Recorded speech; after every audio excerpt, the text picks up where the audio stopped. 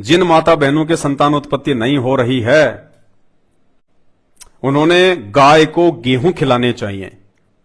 और वो गाय जब गेहूं खा ले, गेहूं उसके पेट में पहुंच जाए, और उसके बाद जब वो गोबर करे और उस गोबर में जितने भी गेहूं के दाने साबुत निकलें, उन गेहूं को गोबर में से निकाल के साफ करके सुखा के फिर उनको आटा चक्की पे ले जाओ, फिर उनका आटा पिसवाओ। उस आटे को जो मां बहन खा लेगी, उसको डेफिनेटली संतान की प्राप्ति हो जाएगी। देखा, सुन लीजिए पहले इनके मुख से। जिसको संतान नहीं होती वो गाय को गेहूं खवाए, और गेहूं जब उसके गोबर से वापस आए तो उसको धुल करके, उसे सुखा करके, उसको पीस करके उस आटे की रोटी बनाकर भगवान को भोग लगाकर वो रोटी खाने से संतान प्राप्ति होती है। सॉरी, माफ करना भाई, मैं भूल गया था। वो गाय के गोबर में से जो गेहूं निकलेंगे ना, और उनको सुखा के साफ करके जो आटा बना के उनकी चपाती बनाएंगे, वो उस माता बहन ने नहीं खाना। नहीं, ऐसी गलती मत कर देना, वरना उल्टा रिएक्शन हो जाएगा, कुछ और हो सकता है। वो गोबर वाला, वो लैट्रिन वाला, वो बिस्टा वाला गेहूं, वो किसको भोग लगाना है? भगवान को।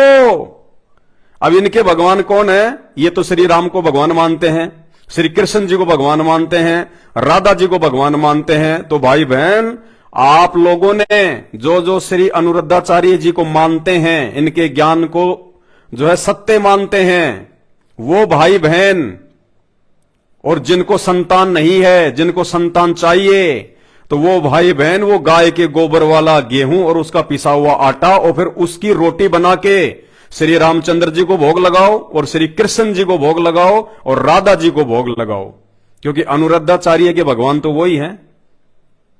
देखिए, क्या ये बेइज्जती नहीं है श्री राम की, श्री कृष्ण जी की? ये तो खड़ी खड़ी बेइज्जती है, खड़ी खड़ी। लैट्रिन में, अब जानवर है, गोबर करेगा, लैट्रिन है उसकी, तो बताओ, लैट्रिन का गेहूं, उसका आटा श्री राम को भोग लगाने के लिए कह रहा है, श्री कृष्ण जी को भोग लगाने के लिए कह रहा है। और वो लाखों की संख्या में मूर्खों का टोल, मंद बुद्धि। इसलिए तो हम कहते हैं कि वो जो लाखों की संगत जो बैठी रहती है ऐसे पाखंडी और अज्ञानियों के सामने, वो देखा देखी में चलने वाले लोग हैं। मानव शरीर प्राप्त करके वो चिंतन नहीं करते, मनन नहीं करते, विचार नहीं करते। बताइए, खड़े खड़ी आपके भगवानों की बेइज्जती कर रहे हैं, खड़े खड़े। बताओ, अरे यार, गोबर में से गेहूं निकालो, फिर उसको सुखाओ, फिर उसका आटा बनाओ, और फिर किसको भोग लगाओ? भगवान को। मतलब भगवान को तो भिखारी से भी नीचे। अरे भिखारी को भी लोग शुद्ध खाना कहीं होटल से लेके दे देते हैं, ले वे खा ले। उस भिखारी की आत्मा खा के उसको आशीष देती है, और भगवान को ऐसा गंदा भोजन खाने के लिए कह रहा है। और फिर भी आप लोग तालियां पीटते हैं, वाह महाराज जी वाह, क्या बात कही। तो भाई, अनुरुद्धाचार्य के जितने भी फॉलोवर हैं, और यदि उनको संतान नहीं हो रही है, तो भाई ये गोबर वाला भोग अपने भगवानों को भी लगा के देख लेना। क्या पता वही हो जाए संतान।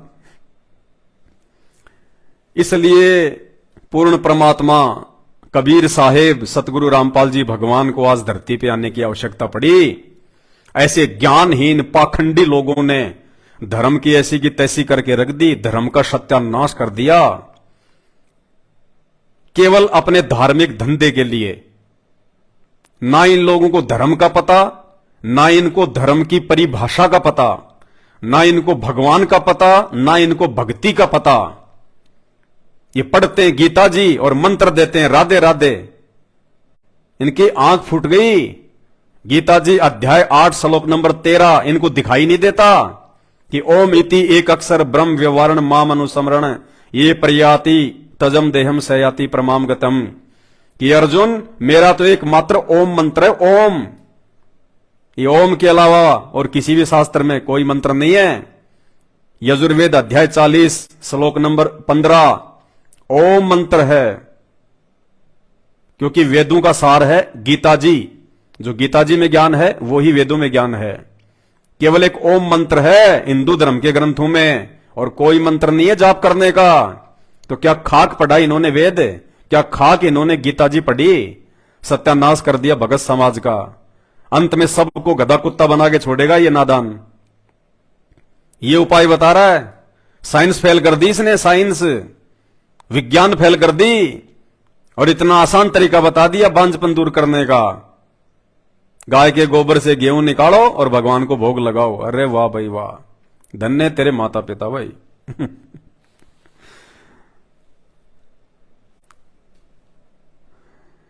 बहुत सारे नादान लोग, धर्म और धर्म की व्याख्या से अपरिचित लोग कमेंट्स करते हैं, संत रामपाल जी तो दूध में नहाया करते थे, दूध के आश्रम में खीर बनती थी। अरे तुम्हारे गोबर से तो अच्छी थी, हैं?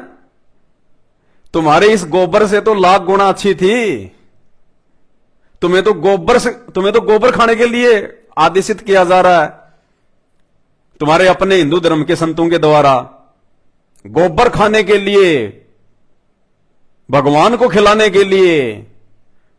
हम तो चलो संत रामपाल जी दूध से नहाया करते थे, तुम्हारे अनुसार है तो तुम्हारी ये बकवाद मन गढ़ंत कहानियां हैं ये। लेकिन चलो वो तो दूध था भाई, तुम लोग शिवलिंग पे डालते हो दूध, तुम लोग जो है वो पत्थरों पे डालते हो दूध, हमने जिंदा संत पे डाल दिया तो कौन सी बड़ी बात है। और उस दूध की खीर बन गई, हमने खा ली, तो उसमें क्या हो गया? जब तुम गोबर खाने को तैयार हो और अपने भगवानों को खिलाने को तैयार हो, तो दूध तो अमृत चीज है, उसमें तो नुकसान ही नहीं है। तो इन लोगों को ना तो धर्म का पता, ना इनको धर्म की परिभाषा का पता, और मूर्ख लोग लग जाते हैं इनके पीछे, सनातनी सनातनी। तुम्हें सनातन की परिभाषा का पता है? सनातन शब्द का मतलब क्या होता है? सनातन धर्म, धर्म कोई सनातन होता ही नहीं है। अरे धर्म कभी सनातन होता ही नहीं है। अगर धर्म सनातन होता तो फिर 4-4 धर्म नहीं होते, 8-8 धर्म नहीं होते आज। सनातन शब्द केवल एक वस्तु के पीछे लगता है, एक चीज के पीछे, और वो अनमोल वस्तु, वो अनमोल चीज परमात्मा है। परमात्मा जो तीनों लोकों में प्रवेश करके सबका भरण पोषण करता है, वो सनातनी परमात्मा। सतगुरु आदि अनादि है, सतगुरु मध्य है मूल, और सतगुरु को सिजदा करूं एक पलक नहीं भूल। वो सनातनी प्रभु, वो सनातनी परमात्मा आज धरती पे संत रामपाल जी के रूप में प्रकट है। इनके अलावा किसी वस्तु के आगे पीछे सनातन शब्द नहीं लग सकता। बाकी तो तुम चाहे गधे के आगे लगा दो, वो तुम्हारी अपनी मर्जी है, लेकिन ये सनातन शब्द केवल संत रामपाल जी के लिए है, उस पूर्ण परमात्मा के लिए है, क्योंकि वो कभी भी मृत्यु में नहीं आता, उसको कभी भी काल खा नहीं सकता। वो सबसे ऊपर होता है, वो अपनी मर्जी का मालिक होता है, स्वयंभू होता है, प्रकट होता है। सनातन सनातन, हिंदू हिंदू, बस मूर्ख बने रहो। धर्म ग्रंथों को मत पढ़ना, शास्त्रों को मत पढ़ना। हिंदू, हम हिंदू, हिंदू क्या है? पता है हिंदू शब्द क्या है? कुछ नहीं पता। कहां से आया हिंदू शब्द? फिर दुआई देते हो श्री राम की, श्री कृष्ण जी की। श्री कृष्ण जी का जीवन चरित्र आपने पढ़ा है? श्री सुधा सागर पढ़ी है आपने कभी? कहीं उसमें हिंदू शब्द लिखा हुआ है कि श्री कृष्ण जी हिंदू थे? सुधा सागर में कहीं लिखा हुआ क्या? 18 पुराण है हिंदू धर्म में, 18 पुराण है। किसी भी पुराण में हिंदू शब्द लिखा हुआ क्या? कि कोई देव देवता हिंदू था, या जितने भी अवतार आए हैं वो हिंदू थे, या श्री कृष्ण जी का जन्म हिंदू धर्म में हुआ था, वो हिंदू धर्म को मानते थे? कोई हिंदू शब्द है श्री कृष्ण जी की जीवनी में? श्री सुधा सागर में, 18 पुराणों में जय श्री राम, भारत को हिंदू राष्ट्र बनाएंगे। फिर क्या कर लोगे भाई? फिर क्या कर लोगे? हिंदू राष्ट्र बना लोगे, फिर क्या कर लोगे? चांद पे पहुंच जाओगे, देवता बन जाओगे। लक 84 में तो फिर भी जाना पड़ेगा। श्री रामचंद्र जी का जीवन चरित्र रामायण क्या है? श्री राम का जीवन चरित्र रामायण है। कहीं रामायण में हिंदू शब्द? पूरी रामायण में कहीं भी हिंदू शब्द है? उसमें लिखा है कि श्री रामचंद्र जी का जन्म हिंदू धर्म में हुआ था। उस समय कोई धर्म ही नहीं था। जब श्री कृष्ण जी का जन्म हुआ द्वापर में, और त्रेता में जिस समय श्री रामचंद्र जी का जन्म हुआ, उस समय कोई धर्म थे ही नहीं। भाई क्यों तुम श्री राम को फॉलो करते हो? क्यों तुम श्री कृष्ण जी को फॉलो करते हो? उनको फॉलो करने का मतलब है उनके अनुसार चलना। उन्होंने कब लोगों को पकड़ पकड़ के जय श्री राम के नारे लगवाए थे? श्री कृष्ण जी ने या श्री रामचंद्र जी ने लगवाए थे क्या? बता दो। धर्म तो छोड़ो, तुम तो जातियों में बट गए, जातियों में। फिर कहते हैं हम श्री कृष्ण जी को मानते हैं, श्री कृष्ण जी हमारे इष्ट हैं। श्री कृष्ण जी ने कभी अपने नाम के आगे कृष्ण यादव लगाया क्या? किसी शास्त्र में लिखा हुआ है कृष्ण यादव सनोप श्री वासुदेव यादव? किसी शास्त्र में लिखा हुआ है? 18 पुराणों में लिखा हुआ है कि श्री कृष्ण जी ने अपने नाम के आगे यादव लगाया हो? और तुम मरमिटने को तैयार हो। अहिर रेजिमेंट, यादव रेजिमेंट, फलाना रेजिमेंट, फलानी सेना। धर्म तो छोड़ो, जातियों में बट गए। रामचंद्र जी क्षत्रिय थे, कभी लगाया उन्होंने अपने नाम के आगे श्री राम शर्मा या श्री राम ठाकुर, श्री राम राजपूत? कभी देखा? रामायण में लिखा हुआ कहीं? किसी शास्त्र में लिखा हुआ कहीं? रामचंद्र जी से संबंधित किसी भी पुस्तक में किसी भी लेखक ने लिखा है श्री राम के आगे उसकी जाति, श्री कृष्ण जी के आगे उसकी जाति, 33 करोड़ देवी देवताओं के आगे उनकी जाति? धर्म तो छोड़ो, तुम तो जातियों में मरमिट रहे हो। कुछ नहीं होगा, अंत में खाली हाथ जाओगे। धर्मराज के मुकद्दर मिलेंगे ऊपर, जम के दूत गेटी पकड़ेंगे, नरक में ठोकेंगे। वहां जाति धर्म नहीं चलती, क्योंकि उस परमात्मा ने जाति धर्म बनाए नहीं। अरे मरना और मिटना भक्ति के लिए चाहिए, परमात्मा के लिए चाहिए। कंपटीशन करो, अच्छे कर्मों के लिए करो। भक्ति में करो तुम कंपटीशन कि वो मेरे से आगे ना निकल जाए, मेरी भक्ति थोड़ी ना रह जाए, कहीं मेरा मोक्ष जो है आधा अधूरा ना हो। शास्त्रों की जानकारी में करो कंपटीशन। बस अपनी अपनी रेजिमेंट बनाने में लगे हुए हैं, बारूद के ढेर तैयार कर रहे हैं, क्योंकि आने वाले समय में देश में गृह युद्ध जो होना है, तो ये पटाखे तैयार हो रहे हैं, पटाखे। और इन सब का जिम्मेदार कौन है पता है? ये धर्मगुरु, ये धर्मगुरु, ये निकम्मे। इन्होंने बर्बाद कर दिया हिंदुस्तान को। किसी भी धर्मगुरु के पास में, एकमात्र संत रामपाल जी को छोड़ के, किसी भी धर्मगुरु के पास में ना तो गीता का ज्ञान है, ना वेदों का ज्ञान है, ना पुराणों का ज्ञान है। राम की कथा कहने वालों के पास में रामचंद्र जी तक का ज्ञान नहीं है। रामायण को भी ढंग से नहीं जानते वो, ना उनके मंत्रों का पता, ना उनसे लाभ लेने की विधि का पता। और लाखों की संगत जो उनके पीछे तालियां पीटती रहती है। भाई तुम्हारे पिछले जन्मों की भक्ति की बैटरी चार्ज है अभी, और जब तक बैटरी चार्ज होती है ना, चाहे लाइट में कनेक्शन भी ना हो, फिर भी आपके पंखे चलेंगे, लाइट जलेगी। आपके पिछले जन्मों की पुण्य रूपी बैटरी अभी चल रही है।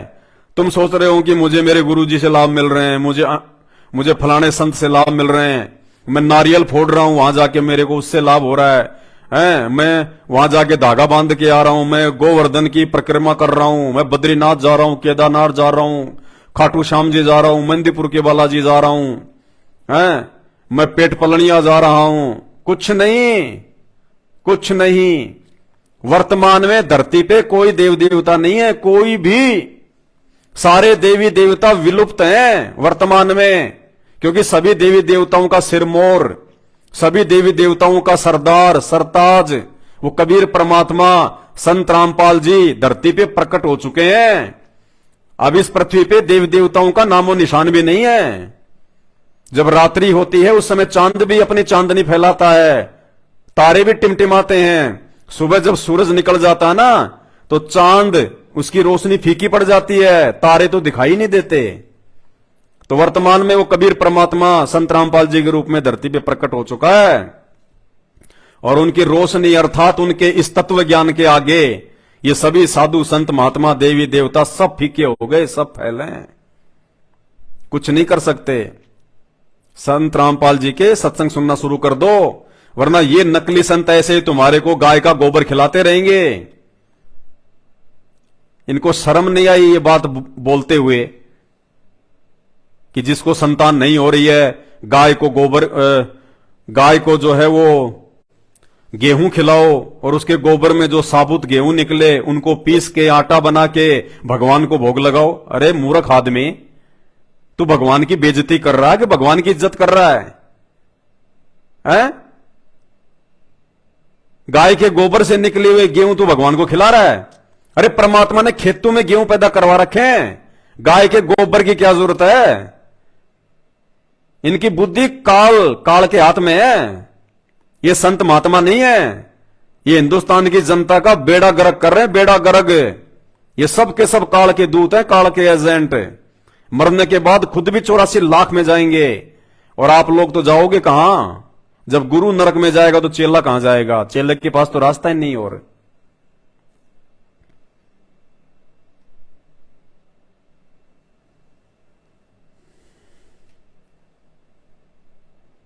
और ये परमात्मा इतना अनमोल ज्ञान दे रहा है, शास्त्रों से प्रमाणित ज्ञान दे रहा है, इतनी अच्छे से व्याख्या करके बता रहा है, तुम्हें सहज भक्ति बता रहा है, सीधा सादा जो है वो तरीका बता रहा है। गोबर खाने के लिए नहीं कहते संत रामपाल जी। संत रामपाल जी अपने भक्तों को दोनों टाइम हलवा खिलाते हैं, हलवा। संत रामपाल जी के भक्तों के घरों में दोनों टाइम संत रामपाल जी को देसी घी के हलवे का भोग लगता है, डालडा का नहीं। देसी घी के हलवे का भोग लगता है सुबह शाम दोनों समय। और उसके बाद में संत रामपाल जी के भगत उस हलवे राम को, उस प्रसाद को जो कि अमृत बन जाता है, जो गीता जी के अनुसार जन्म जन्मांतरों के पाप कर्मों का नाश करता है, फिर संत रामपाल जी के भगत वो देसी घी का हलवा खाते हैं। गोबर तो ये नकली संत खिलाते हैं, नकली संत। और फिर भी तुम लोग उन्हीं के पीछे लग रहे हो। तुम्हारे सामने तुम्हारे भगवानों की बेइज्जती कर रहे हैं, और उसके बावजूद भी उन्हीं की जय जयकार कर रहे हो। तो एक विधि तो बताई किसने? अनिरुद्धाचार्य ने, बांझपन दूर करने की, संतान प्राप्ति की, गोबर वाले गेहूं भगवान को भोग लगा के। और ये संत रामपाल जी परमात्मा, मात्र इनके सत्संग सुनो कुछ दिन। अगर किसी माता बहन को संतान उत्पत्ति नहीं हो रही है, और चाहे अमेरिका के डॉक्टर ने क्यों ना मना कर दिया हो, यहां तक कि अगर उस माता बहन के शरीर में बच्चादानी भी नहीं है, या उसकी बच्चादानी जो है वो निकल चुकी है, वो मां बहन भी यदि संतान प्राप्ति की इच्छा रखती है तो धरती पे परमात्मा प्रकट है। कम से कम 1 महीने उनके सत्संग सुनो, 1 महीने, और बात समझ में आ जाए। उसके बाद में इनसे नाम दीक्षा ले लो। 10वें महीने आपकी गोद में बच्चा खेलेगा, 10वें महीने। ये विज्ञान को फैल करने वाला परमात्मा ये है, ये संत रामपाल जी, जिन्होंने विज्ञान को जन्म दिया है, जिन्होंने विज्ञान को पैदा किया है। ये है वो परमात्मा, सबका जनक। साहिब से सब होत है, बंदे से कुछ नहीं। ये बंदे हैं, ये जितने भी हैं, ये संत महंत सभी धर्मों में जो दिन रात चिल्लाते रहते हैं अपने धार्मिक धंधे के लिए, उल्टी सीधी बातें बता के लोगों का जीवन बर्बाद कर रहे हैं, ये बंदे हैं। बंदे यानी जीव, इंसान, एक व्यक्ति, एक मानव जिसके बस में कुछ नहीं होता, जो मिट्टी के समान होता है, उसको कहते हैं बंदा। बंदा यानी व्यक्ति, इंसान। और साहिब यानी परमात्मा, संत रामपाल जी। तो कहते हैं साहिब से सब होत है, बंदे से कुछ नाही, ये राई से पर्वत कर दे, फिर पर्वत से राई। ये वो परमात्मा है। इन लोगों की मीठी मीठी बातों से संतान प्राप्ति नहीं होने वाली। बीमार हो जाओगे, मत खा लेना वो गोबर का अनाज। डॉक्टरों के चक्कर काटोगे हॉस्पिटलों में। कहते मनो मनोरथ ना कीजिए, तेरा किया ना होए, जब पानी से घी निकले तो लूखी खाए ना कोई। ये गाय के गोबर खाने से अगर बच्चे पैदा हों तो कोई जो है संत रामपाल जी की शरण में नहीं आते, बड़े बड़े डॉक्टरों के चक्कर नहीं काटते। अगर गाय का गोबर खाने से अगर भगवान अगर मिल जाए तो ढोंगी और पाखंडी बाबाओं पर सख्त कानूनी कार्रवाई होनी चाहिए। बिल्कुल भाई साहब, 100% होनी चाहिए। ये समाज के लिए सबसे बड़े अभिशाप है, अभिशाप। भाई एक बात बताओ, आप कहते हो कि इंसान को भगवान ने बनाया है, बिल्कुल सही बात है, भगवान ही बनाता है। फिर भगवान ने 84 लाख क्यों बनाई? गधे कुत्ते सूअर क्यों बनाए? बैल क्यों बनाए? मच्छर पतंग सूअर क्यों बनाए? क्या दिक्कत थी भगवान को ये बनाने की? भगवान सारे इंसान बना देता। वो बेचारे इतना दुख उठा रहे हैं गर्मी में, सर्दी में। तुम लोग तो सर्दी आती है तो अपनी रजाई में घुस जाते हो। वो बेचारे पूरी रात ठंड में वो तड़पते रहते हैं, जानवर जंगल में, रोडों पे। बरसात आ जाए तो उनको सहन करना पड़ता है, गर्मी हो तो उनको सहन करनी पड़ती है, भूख प्यास उनको सहन करनी पड़ती है। हर कोई उनको जो है दुत्कार देता है, ठोकर मार देता है, उनको पत्थर मार देता है। भगवान ने जानवर क्यों बनाए? इंसान ही बना देता सबको। भगवान ने तो सबको इंसान ही बनाए थे। जानवर तो इन नकली संतों ने बनवा दिए उल्टा ज्ञान देके, फिर मरने के बाद। इन नकली संतों ने, काल के दूतों ने शास्त्रों के विरुद्ध ज्ञान दे दे के, शास्त्रों में जो मंत्र नहीं है वो मंत्र बता बता के इन नकली संतों ने फिर उनका जीवन बर्बाद कर दिया। और मरने के बाद फिर वो गद्दे कुत्ते सुअर बने। ये जितने भी जो घूम रहे हैं ना, ये आप और हमारे ये पूर्वज हैं और कोई नहीं है। ये जितने भी आपको जो 84 लाख में जो जीव जंतु, ये पशु पक्षी दिखाई दे रहे हैं, ये और कोई नहीं है, ये अपने ही पूर्वज हैं, जिनको बेचारों को उल्टी साधना करवा दी नकली संतों ने, और मरने के बाद में किसी को भूत बना दिया, किसी को गधा बना दिया। ये हमारे पूर्वज हैं, ये सब इंसान थे। ये 84 लाख योनियां भोगने के बाद एक बार मानव जन्म मिलता है। धोखा खा जाओगे बहुत बड़ा, सुधर जाओ। हमें गालियां निकालने से कुछ नहीं मिलेगा, कुछ नहीं मिलेगा। अगर हमारी बातों पे विचार करोगे और अपने परमपिता परमात्मा, ये सबका बाप है, ये चारों धर्मों का बाप है, ये सभी धर्मों का बाप है, ये सभी धर्मों के मानने वालों का बाप है। ये बाप यानी परमात्मा, ये अल्लाह है, ये भगवान है, ये मसीह है, ये वाहे गुरु है, यही है। और 2027 के बाद में पूरी दुनिया इसको परमात्मा यानी अपना बाप मानने के लिए मजबूर हो जाएगी। अभी तो तुमने देखा क्या है, अभी तो प्राकृतिक आपदाएं शुरू भी नहीं हुई। ये 4 साल पता चल जाएगा परमात्मा कौन है, भगवान कौन है। अगर जीवित रहे तो नाक रगड़ रगड़ के आओगे इनके पास में, नाक रगड़ रगड़ के, आंखों में आंसू, बरवाड़ा आश्रम की दीवारों पे टक्कर मारोगे, टक्कर, कि भगवान पहले क्यों नहीं आए, हम मूर्खों के भाग पहले क्यों नहीं जागे, हमने आपकी बातों पे पहले विचार क्यों नहीं किया। बरवाड़ा की दीवारों पे टक्कर मारोगे, टक्कर। और जो जितना लेट आएगा उतनी लेट उसकी सुनवाई होगी। तो भाई आपके जो महान संत हैं उन्होंने तो आपको इलाज बता दिया। गाय के गोबर में से गेहूं निकालो, आटा बना के भगवान को भोग लगाओ, संतान प्राप्ति हो जाएगी। और ये संत रामपाल जी क्या बता रहे हैं, ये सुनना 4 मिनट का सत्संग। ये अंतर्यामी परमात्मा है, अंतर्यामी। इसके भगत की, इनके भगत की पुत्र वधू का गर्भपात हो गया था, गर्भपात, बच्चा गिर गया था। डॉक्टर से जाके चेक करवाया, डॉक्टर ने कह दिया भैया गर्भपात हो गया, ब्लड ही ब्लड हो गया। रोने लगी, चीखने लगी, चिल्लाने लगी संतान के लिए। उसकी सासू ने फोन किया अपने गुरुजी को, संत रामपाल जी को, और कहा कि गुरुजी कभी हमारे भी जो है घर पे आओ, परमात्मा भोग लगाओ। परमात्मा भोजन के लिए आओ। उस बहन ने संत रामपाल जी को अपने घर पे भोजन के लिए आमंत्रित किया। उसकी सास ने, जिसका बच्चा गिर गया था। संत रामपाल जी उस बहन के घर पे भोजन करने के लिए गए और दूसरे दिन जाके जब उसने दोबारा टेस्ट करवाया तो डॉक्टर ने कहा कि कौन कहता कि बच्चा गिर गया, बच्चा तो बिल्कुल सुरक्षित है, एज इट इज। ये परमात्मा है, बिना मांगे देता, बिना मांगे। सुनो एक बार, थोड़ा सा उदाहरण देता हूं। एक बहन, वैसे तो बहुत सी ऐसे उदाहरण है यहाँ पे, जिनका 10-10, 15-15, 20-20 वर्ष तक विवाह हुए को हो गए थे, संतान नहीं थी। अब यहाँ सत्संग सुनकर जाते हैं तो उनका मन शांत हो जाता है कि ना, हमने संतान चाहिए नहीं। और वहां जाओ संसार में, वहां जानते इंजेक्शन ला दे, अब वो फिर बेचैन हो जा बहन, तो फिर आते डिमांड वही करे। बहुत बार समझाया उनको, लेकिन आखिर में परमात्मा ने उनको फिर वो, अब ये दिल टूटेगा कि तो और जा फंसेंगे कि नालायक आदमी का बालक तो होने नहीं उनसे, और वो ये भक्ति और बर्बाद हो जाएगी इनकी।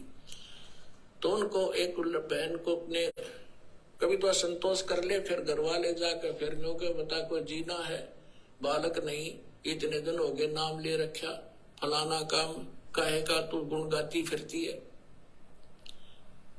तो परमात्मा ने उसके सुन दी। 2 लड़की गर्भ में 2 बच्चे हो गए एक कब्र में, और वो ये कहा करती कि भगवान चाहे मेरे लड़की हो जाए, समाज का मुंह बंद हो जाए, मुझे लड़के की जरूरत नहीं। 2 दी कठी है। अब आप फुली नहीं समाओ, सारा पड़ोस पड़ोस भी ने बोले थारे गुरु जी तो पूरे हैं। 1 साल के बाद 2 और गर्भ में चेक करा ली, 2 लड़की और है। अब वह चिंतित हुई, बोला मत, इबले जो मालिक तुझे दे रहा है, अब मत बिरड़ावे। तो पुण्यात्मा, परमात्मा जो चाहे सो कर दे।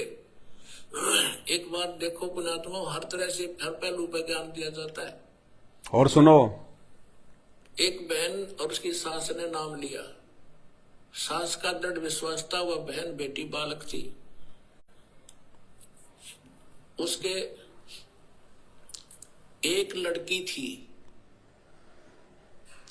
उसके बाद गर्भ नहीं रहा था, खराब हो जाता, और भी काफी तरह जगह पर वो घूमे फिरे। फिर उनको पता चला तो यार दीक्षा ली। जींद जब सत्संग किया करता था दास, तो परमात्मा ने दया की, उनका गर्भ रहा लड़की के, और जो जिस समय में पहले गिरता था उससे आगे बढ़ गया, 2 महीने और निकल गए। तो उनकी खुशी का ठिकाना नहीं रहा। उन्होंने क्या किया,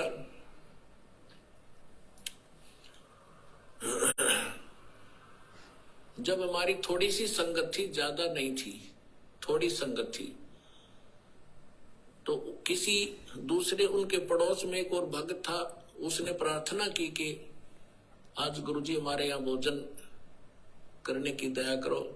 हमने कहा ठीक है बेटा बना लो। हम 5-7 भगत मेरे साथ उनके खाना खाने गए शाम को। उधर से वो भी आगे पड़ोसी थे, उनकी मदद कराने के लिए, भोजन बनवाने के लिए। हमें नहीं पता वहां क्या घटना घटी। हम खाना खाकर आ गए।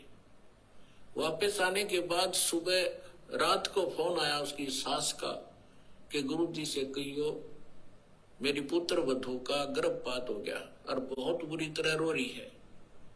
और वही हो गया जब आपकी सेवा कर रहे थे, उन्हीं के दूसरे के घर में सारे बाथरूम में ब्लड हो गया। वो तो रो रो के सारी रात उसने तो आंखें सुजा ली। मैंने उसको फोन बताया, माँ बेटी यहाँ आ, तेरी सास ने उसको कहा यहाँ भेजो। उसकी सास आ गई, उसको समझाया बेटा भगवान जो करे वो गलत नहीं करता। वो बोले जी मन में तो विश्वास है, पर वह बालक ना मानती। ठीक है वह कोई बात नहीं, जो हो गया सो हो गया। क्या बात, परमात्मा जो करता सही करता है। अब अगला दिन फिर ऐसे उसका रोते रोते गुजर गया। उसकी सास ने फिर प्रार्थना कीजिए आज कल हमारे भोजन करने आओ। हम बोले भाई चलो चलते हैं, चले गए। वह लड़की बुरी तरह रोए। मैं बोला बेटा परमात्मा जो करता सही करता है, विश्वास कर, ये कोई बड़ी बात है और दे देगा साल भर में तने शांति रख। पर वह नहीं मान रही थी, दुखी थी। कोई बात, हम आगे खाना खुना खा के चल भाई ठीक है। जो हम ज्ञान दे सकते हैं परमात्मा का हम उतना ही दे सकते हैं, बाकी बालक का नहीं समझ में आती। फिर क्या हुआ, उसकी सास ने सोचा भाई गर्भपात हो गया और इसमें कोई कतरा ना रह जा गर्भदान बच्चा दानी में, फिर दिक्कत कर दे। अल्लाह दिखा के आती हूँ डॉक्टर नहीं को। अगले दिन वो एक पड़ोस में अच्छी प्रसिद्ध डॉक्टरनी थी, उसके पास गए। उसने अल्ट्रासाउंड किया और वो कहने लगी कौन का बालक गर्भपात हो गया, न्यू का न्यू गर्भ है इसके, ओके ऑल इन रिस्पेक्ट। अब उनकी खुशी का ठिकाना नहीं। फिर फोन आया, ओए होए। अब उनका फिर फोन आया उसकी सास का, जी कमाल कर दिया, भक्ता ने बताया जी ऐसे ऐसे वो सास न्यू कह रही है और गर्भ को नहीं, गर्भ खराब हुआ उसका, वो न्यू का न्यू पा गया, चेक करा का है। अब अगले दिन वो दोनों आई सास बहू, वहां पर कुटिया में हम बैठे थे और खुशी न्यारी खुश हो रही वह लड़की। मैं बोला बेटा भगवान पर भरोसा करो और परमात्मा जो करता वो गलत नहीं करता। अब फिर देखो कमाल है, 3 महीने 4 महीने के बाद उसने चेक कराया, अब लड़का से एक लड़की, वह लड़की पाई। अब वह फिर रो, वह लड़की उसकी पुत्र वधू, मैं तो इसका गर्भपात कराऊंगी, हमसे बात करी। मैं बोला खबरदार जाए जीवन से की है तो कोई बात हुई है, जब तक रोए चाहे मेरा गर्भ गिर गया। अब परमात्मा तो मालिक है और ये उस लड़की ही थी जो गर्भपात हुआ था, उसने गर्भपात कर दिया। दाता ने तेरी नालायकी देख कर किया था, क्या रोएगी लड़की ने देख कर, क्योंकि हमें ज्ञान तो है ही नहीं। और फिर लड़का देता, उसी आत्मा को लड़का बना कर देता। अब रोले अपने कर्म। अब हमारा स्वभाव कैसा हो गया, ऊंट जैसा। ऊंट पे समान धरे ना उसने लद है, और जब भी नौकरा जब भी रोया करे बहुत मुंडा कर दिया मेरे साथ में। और जब उसने उतारे, जब समान ने तारा करा ऊंट पर, जब भी उन्हें करा उसने कहीं भी मुंडा करा मेरी गेलिया, अभी बुरा कर रहा है मेरा। तो परमात्मा हम हो गए ऊंट के इसी स्वभाव के। अब परमात्मा हमें सुख दे जब भी रोआ, और दुख में तो रोना है, रोना वो तो स्वाभाविक है। तो उसकी सास ने यह बात समझ में आ गई थी, गुरु जी के वचन का मैं तब उल्लंघन करूंगी। और इस लड़की ने पूरी कर, वो उसकी सास यानी उसका ससुर ठीक सी पोस्ट पर नौकरी करता था। तो उसकी सास ने कहा कि इस लड़की का सारा खर्चा मैं दूंगी, तो निश्चिंत रहे, और इसने ब्याह होगी और सारा खर्चा हम देंगे, तो बकवास नहीं करेगी, इसका हम गर्भपात नहीं करेंगे। वो लड़की होगी दूसरी, और जब भगवान के हाथ में वो तो उसके बच्चे हैं, उसकी ये मिट्टी उसी की बनाई हुई है। अब लड़का देते तो उसको उस संस्कार टाले था लड़की वाला, लेके का मांग लिया रो रो के, और फिर रो रही है। फिर अगले बार उसको लड़का दिया। आज भी वो लड़की और उसकी सास सत्संग में आते हैं। अब कहने का भाव ये है पुण्यात्माओं के, भगवान जो करे तुम बीच में टांग ना डाया करो। अब डॉक्टर है ऑपरेशन में थिएटर में ले गया, अब आप यहाँ परमेश्वर के ऑपरेशन थिएटर में आ गए, और यहाँ ऑपरेशन थिएटर में मरीज अपनी चलावे तो केस बिगाड़ेगा वो होने नहीं दे उसको, जो डॉक्टर चाहता है। ऐसे ही एक बहन के एक लड़की हो के, और फिर वो 27 वर्ष तक, वो लड़की 27 वर्ष की होगी, उसके ब्याह भी कर दिया, उसके भी बालक हो रहे लड़का लड़की, और उसकी फिर भी तमन्ना एक बालक तो एक लड़का तो ये जाता है। वह 56 साल की हो रही बुढ़िया, हरिया तमन्ना रखे। सुनो, 56 साल की उम्र में मालिक ने फिर छोरा दे दिया उसका लड़का। अब लड़का 5 साल का हुआ, मर गई, सर पे धर लिया, लड़का कौन पालेगा। कि हम ऑपरेशन के अंदर हम अपनी गड़बड़ करवाते हैं तो वो बिगड़ जाता है केस। फिर भी दास ने आपको हर पहलू पर बता दिया, जो सी समझ में आ वह कर लियो और वह पूरी कर देंगे भगवान।